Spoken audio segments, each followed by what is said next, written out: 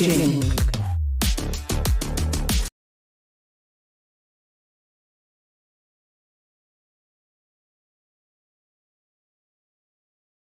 Nobody.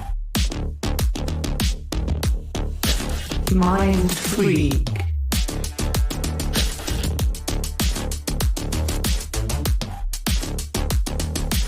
Smoggy. Ben Kai.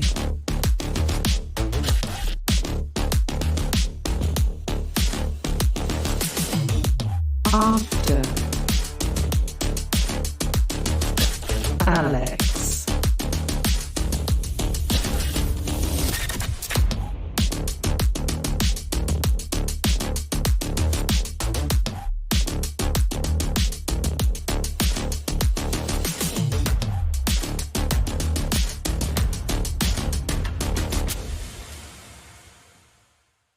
It's the runners-up from Copenhagen versus the highly anticipated new kids on the block on stage right here. We honestly could not have asked for a better start at Valorant Champions, but I do want to address, as you guys saw on the walkout, Smoggy, the substitute for EDG, is coming in for Life. Life is not feeling very well right now, so they decided to put in the substitute for this game. And Achilles, Mimi, this is a huge change.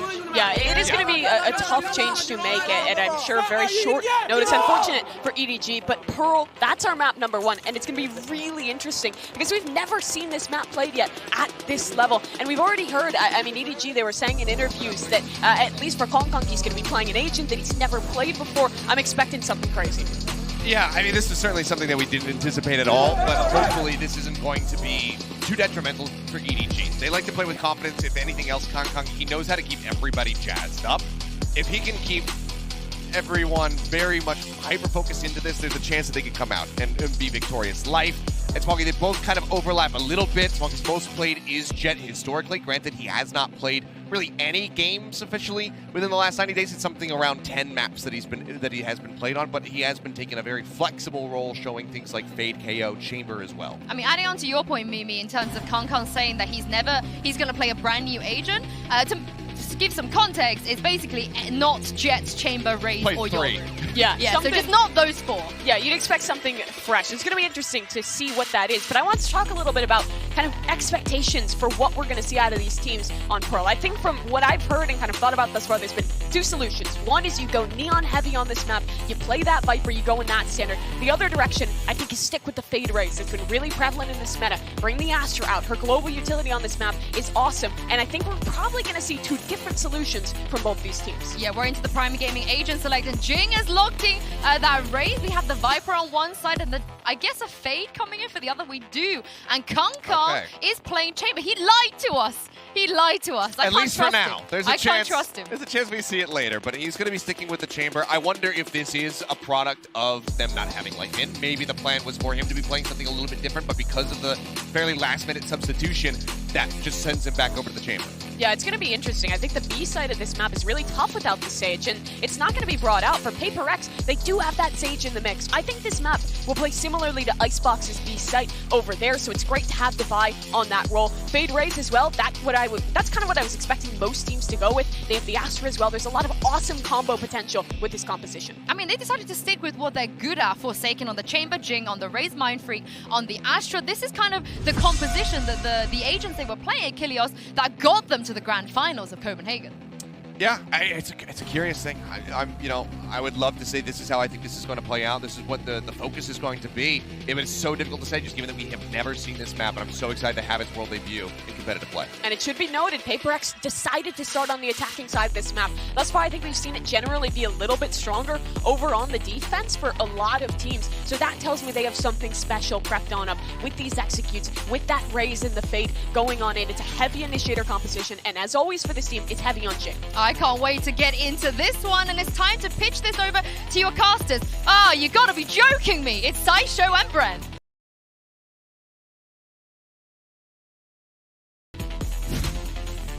Yeah, I'm sure we're going to be saying that time and time again over the course of this entire series.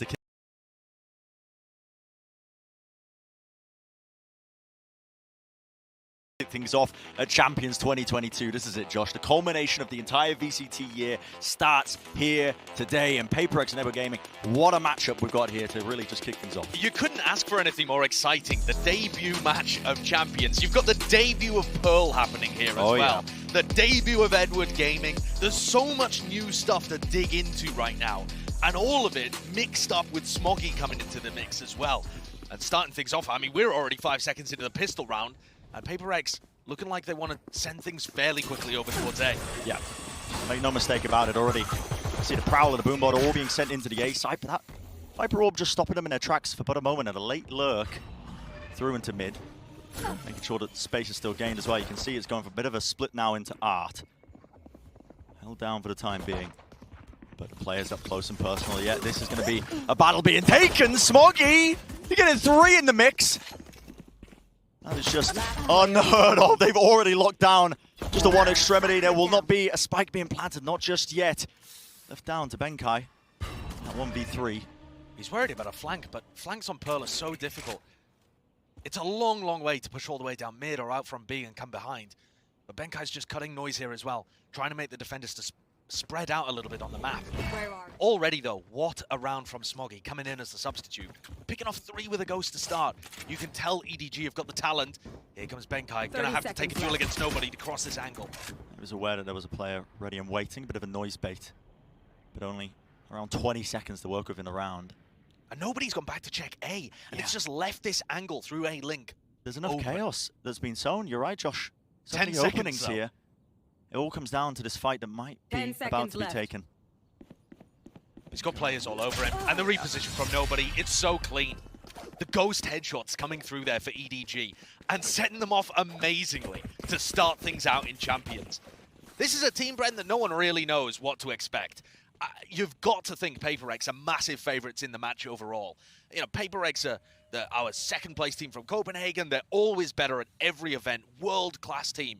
And EDG, yeah, they stomped the East Asia LCQ, and they clearly have talented players, but there's just still so many question marks, so much mystery. And that will calm the nerves a little bit. Yeah, that pistol win sets them off on a beautiful start. You consider the circumstances, a little util combo. You can see that was a season to the fragment. Off to the side to see if they could catch out one of the players. And also that Smoggy involved with it too. They're getting kind of involved in these set plays. Clearly hasn't pushed away their preparation too much to begin with. Players cutting up the angles though. It's PRX who are taking names, taking weapons as well, working their way into that alleyway. They are contained though. Bit of damage being done. Pulled apart, it feels like, in that middle area because they know exactly where the positioning is. And even with the Spectre in his hands, okay, he needs to watch for that. He heard. Obviously that rendezvous in play. Forsaken ended up teleporting right to the top side of things.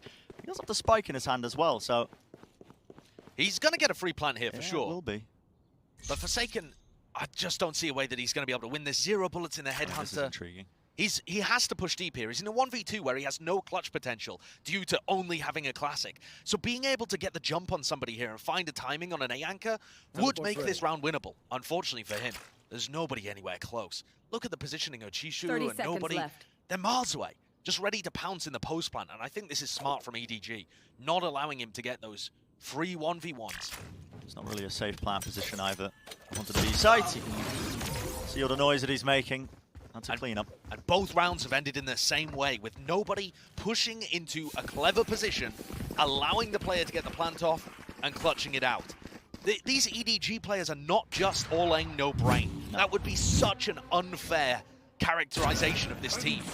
Nobody in particular has been extremely impressive when I've been watching him in terms of how he positions himself and how he takes fights. And I couldn't agree more with that. Oh, there's Kang. Definitely most excitable player on the team, getting into it already and picking up an operator. Up close position there. Into the pocket, has to be cleared out with the Prowler. It's not going to spot him, though. Off to the side, this angle, it needs to be watched for. Just a little sidestep. Now to Util. Slow being sent through, a bit of a jiggle peek, but that was a jump peek from Forsaken. He's so aggressive. Shot still being found, and yeah, Kang is going to be unrelenting with the positionings that he's taking. He's going to Make sure that he's punishing you. You don't expect those risky plays. Though these guys are on top of it all. Yeah, already on the flank, managing to get past the trademark as well, and Kankang's picking them off. I mean, an absurd performance. Absolutely absurd performance.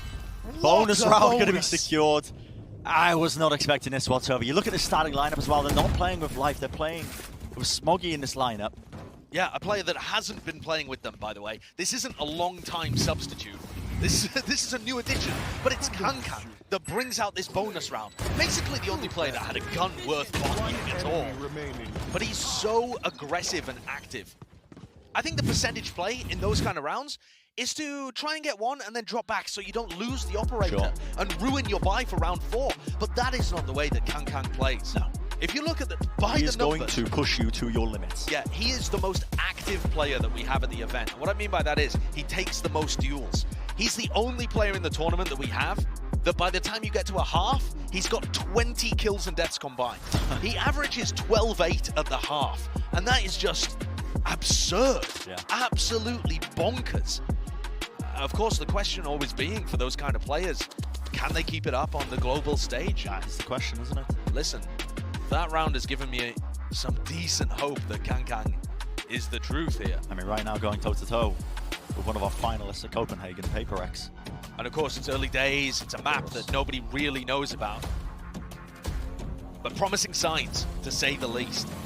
A great showcase. Obviously, this being a timeout being taken by PRX, working out how do they want to work around this one now, because with Kankang operator in his hands, honestly, the most logical sense is going to be that he's playing towards that B site, that really long sightline angle. Yeah. So how do you offset that? How do you play around that? And I think that's quite difficult with PRX's comp. You heard the desk talk about it, Mimi in particular, where she was saying there's two different approaches here. You go for the Viper comps, of which EDG have one variation. We've seen other teams, you know, or we're expecting other teams to try different types of Viper comps.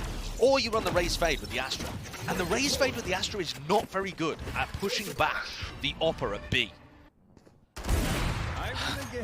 Of course, they only have pistols this round, but that's my point exemplified there. You just don't have the utility across such an open area. And I think that this is going to mean PRX heading through mid, through A, a lot in this half. Yeah. It's a difficult map as well. There's a lot of tight corners you're going to be clearing out. Making sure that you are showing a lot of discipline when it comes to clearing out these areas. Another little element of this area of the map too. You can see as PRX try to pop in here, there's so many different trap plays that EDG could run.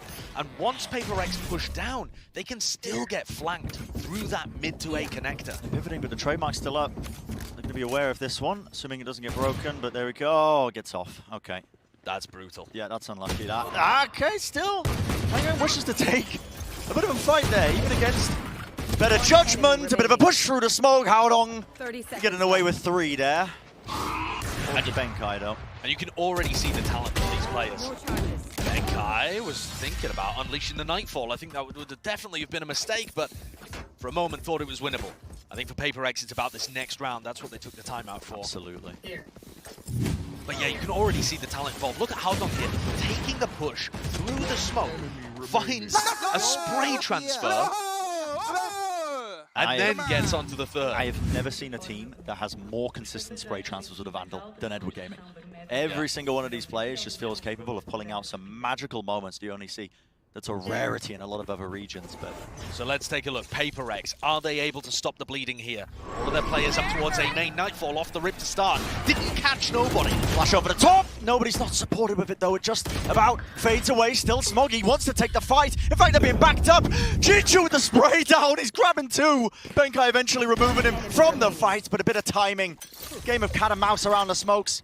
Forsaken takes away Kankang, removes him from the fight, all up to Howdong, the IGL for Edward Gaming. Howdong looking to try and spot Forsaken, knew that Forsaken was lurking through this area of the map earlier on. Still with 3 stars to play with, and Howdong, he's able to get the spray down through the box. It's going to be one of his targets found. Tim versus Benkai though, stars drop down, pulls That's a great smoke. Yep. Countered though. If you can force, but he knows where the positioning is for both of them now. The C's is going to be grabbing onto it. Howdong has no audio cues in the mix. Quick little pop into the Astro form. It's going to be the smoke popped up now. Benkai playing so far back here. That's Haunted to the back, trying to spray through this one. He's already got half. Haodong's just going to be sticking this one, and he's got the round. That's an unbelievable clutch from Haodong. Taking it in a straight-up fight against Forsaken, and then outplaying Benkai towards the end too. EDG are on a roll. This is so impressive. Look at that spray transfer again. Yeah. And something that PRX are so good at is trading each other out in those kind of moments. You do not expect the PRX players to trade out and be on the worst side of that. They went 3 for 3 in that situation when normally they power through teams. That's Edward Gaming's play style. It certainly is. They are always ready to trade out additional firepower right behind them. Even if 2 of their players go down, they're not scared to commit bodies into the fight. It's the thing that powered them to a lot of their wins in the East Asia LCQ. And look how much PRX are having to focus on the A site right now. Just thinking about how their composition works, it's only Forsaken prodding towards mid, being that lurk player. Here comes Jing though with a showstopper, looking to try and clear things in. Rocket in the mix! What an amazing null command from Smoggy. Yeah, completely. Just takes away the showstopper, and he still looks down the one angle at Art. Bit of a pop flash play as well, go around the corner. Might even be trying for seconds, but he bides his time. Bit of patient play now, he's managed to push back the offensive. And EDG with a 4v3 situation. Oh, the tether. Information gain. Just all of the info about where Devi is playing. Look at him. Up top on the Completely half stuck. wall. Devi's position is known, it has to jig it now. What a flick! What is that? Goodbye, Mind Freak. That's a slow field drop down, of course. Nerfed in the patch they were playing out of champs, but I mean, Kangkang's making the agent just look absolutely unbelievable still. Punished in the end, though. Slowly walking forward. There isn't going to be a swing just there. Damage! Oh, it's done. Resurrect is online. A bit of consideration before he lets it loose, but now down to that 2v1. Still time running low. An opportunity for Haodong if he does disrupt this, but no stars to pull off the plans. He might have an amazing timing here. Can he get there in time? No, not quite. Puts out one. Knows the other one's at default. But it's going to be this double face from PRX. What a difficult ask. The movement. It's a slight sidestep, a reload. Look how well Haodong is playing with the wall bang here. Just trying to make sure he gets those stray bullets off. If he gets even one kill. Smoke laid down, sprays it through. 9 left in the clip, but eventually shut down. And finally a round on the board here for PRX. Eventually able to make something happen. And the one slip up there for EDG is Kangkang hunting for duels that he doesn't necessarily need to take. You take a look at the replay, they played the ult situation perfectly there. The swing from Chichu is exactly as Jing loses his showstopper, but Kangkang goes for another one of those big flick op kills, misses it that time, and allowed Devi an opportunity in to get his resurrect off. Second timeout for PRX. That's absurd. In the first half. Burning both timeouts by the time you get to round 7, I think that shows the pressure, actually. Yeah, the I think PRX scrambling potentially a little bit as well. You think about a team like Edward Gaming coming into this one. You know, no one really expects his team, you know, newcomers to the global stage. First time they're really playing against top competition, up against the finalists of Copenhagen. Yeah, I think it bears mentioning how much bigger PRX are as a team than anyone they've had to face so far. EDG have actually done a great job. They stomped their way through East Asia LCQ. They beat Northception, who went out in groups at Copenhagen. That's pretty good. And they played against 4 other players in that LCQ that had been to a Masters event before. But the rest of the field was somewhat weak, somewhat untested. This, though, is a totally different ball game, and they're stepping up. Yeah, unknown quantities across the board, isn't it?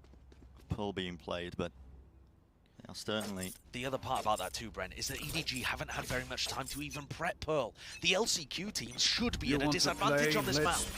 They don't look like it. It's an excellent point. Should not have had much time at all. EDG's economy under a ton of pressure. You can see that despite being 5-1 up, that single round that PRX have won has put EDG back onto a thrifty. Look at these liberties, though, that are being taken with the Viper's pit drop down in A main and all the information being gained. Kangkang's pushed so deep. They know that mid is relatively compromised here. Smoggy making sure to get rid of the horn there, allowing Haodong to stay in this tough position. The wall bangs! That's going to be the face, though. But here comes Kangkang. all of this delay from the rest of the team allows him to get a timing. Just making a bit of noise. That is going to be the kill picked up. Still, PRX are in control of this mid area. The spike was dropped down. It looks like they are starting to vacate back through mid. Still have control of it. Haven't broken the trademark just yet, but they know it's there. It's been in play for quite some time, and it's up to nobody to see if he can wrestle off a couple of shots. The angle's lost at the end of the day. What is that? A flick of the wrist, and Jing removed from the action. One way to punish him. And now you get a chamber battle 30 in mid. seconds left. Forsaken with the tour de force. He reads the play from Kang, but can he read the second player coming from the same direction? Is there any hope here of Chichu being able to get this round on the board? Not after a bit of bulldog spam coming through the doorway. Chichu's given away his positioning. Yeah, and Forsaken should be favoured in this fight, obviously, with the tour de force in hand. Easily done. And PRX pick up another one. Okay. Clean anti-eco, despite the best efforts of Kang and nobody. Already, Brent, we're seeing this individual talent from EDG. Yeah. The flick shots have been absurd, the spray transfers already. There's a big question for me, I think, as well, coming into this. How were Edward Gaming going to be competing against the top talent of international competition like this? They played against talented players before. They've shut down talented players, but when you're on the global stage, when you're at champs, It all gets harder. it gets much harder. Who will I spot And were first? they able to keep it stepping up? Are they going to still play with this confidence? The answer so far has been yes. Once more, PRX looking towards A. Their composition doesn't have answers for the B side of the map. You saw that with Kang pushing up in the prior on the Thrifty. And this time he's playing in mid. He realizes PRX are not going to walk into him. And that is just info for another Kang peak. Forsaken's under crazy pressure, and he has to rendezvous away. We're being watched though by Mindfreak. Smart enough to back away, still works his way into a bit of a deeper angle there off to the side. Being swarmed by multiple players. Kang anticipates, does not have any sort of rendezvous setup, but goes for the re-peek. This guy is He's crazy. just insane. But now the util dump onto the A side. Players working their way through. The boombot, the Prowler, the Horn being broken down as well. It's going to be that 1-for-1 at the end of the day. The fight was being taken all over the place. Spike is still going to get planted now onto the A side. And Forsaken making sure that just slight angle over the wall. This is an aim-labs workout. One You're kidding after me. another. The bullets just being spammed out. Bit of distraction. No time for Arno to work his way into the back of the site. Somehow gets away with two, but only just now is the wall being broken. Forsaken makes sure that he doesn't lose his confidence. Takes the spike, takes the swing. And after the 5-round lead that EDG put on the board, PRX have answered back with 3. 2 of those being gun rounds. So EDG now feel pressured themselves to take a tactical timeout. And really, it's the same kind of thing happening. PRX are being able to get onto the A side, trade out effectively, and play post-plants with advantages. So timeout for EDG. How do they want to address this? In reality, they've actually been pretty good at adjusting their defensive setups. Yeah. For 5 rounds, what they were doing was working, so they had no need to shift it. Thrifty came in, Kang pushed B, that added a different flavor to the round. This time around, Kang was playing aggressively in mid off the back of nobody, and I thought that that was a good idea as well. They've identified that Forsaken is lurking through mid and should be a target that can be punished. Forsaken, though, very intelligently playing around his rendezvous and Mindfreak's support, was not punished in the same kind of way that EDG wanted. Exactly. Containing a mid presence that was being showcased. I think EDG now want to be playing aggressive on A. They tried it once.